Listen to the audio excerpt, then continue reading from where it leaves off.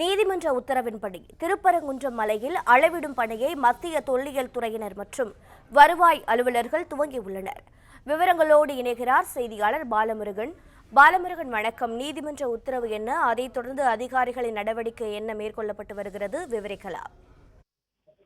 வணக்கம். திருப்பரங்குன்றம் மலை விவகாரம் நீதிமன்ற உத்தரவின்படி அளவிடும் பணியை துவங்கி இருக்கிறது மத்திய தொழில் துறையினர் மற்றும் வருவாய் அலுவலர்கள்.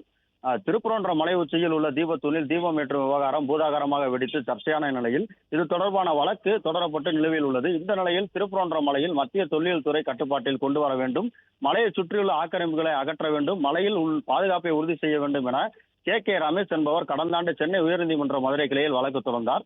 இந்த வழக்கு தொடர்பான விசாரணை மேற்கொள்ளப்பட்ட நிலையில் கடந்த மாதம் இந்த வழக்கில் நீதிபதிகள் GR சுவாமிநாதன் மற்றும் ஸ்ரீமதி முன்னிலையில் கடந்த மாதம் விசாரணைக்கு எடுத்துக்கொண்ட போது திருப்பரங்குன்றம் மலை முழுவதையும் மத்திய தொல்லியல் துறை ஆய்வு செய்ய வேண்டும், முழு ஆய்வு நடத்தி அதன் அறிக்கையை மே மாதம் இறுதிக்குள் நீதிமன்றத்தில் சமர்ப்பிக்க வேண்டும் என உத்தரவிட்டிருந்தனர்.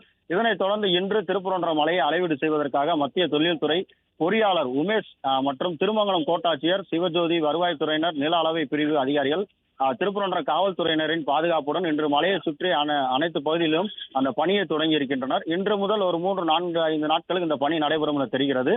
வருவாய்த்துறை அதிகாரிகள் அந்த DGPS என்று சொல்லக்கூடிய அந்த நவீன கருவி மூலம் அந்த அளவீடு செய்யும் பணியை மேற்கொண்டு வருகின்றனர். தற்போது திருப்பரங்குன்றம் மலைக்கு செல்லும் பழனி ஆண்டவர் மலைப்பாதை பட்ட அந்த பகுதியில் அந்த ஆய்வினை மேற்கொண்டு வருகின்றனர். பிளே ஸ்டோர் மற்றும் ஆப் ஸ்டோரில் இருந்து பாலிமர் செயலியை QR கோடு மூலம் பதிவிறக்கம் செய்யுங்கள். செய்திகளை உடனுக்குடன் பெறுங்கள்.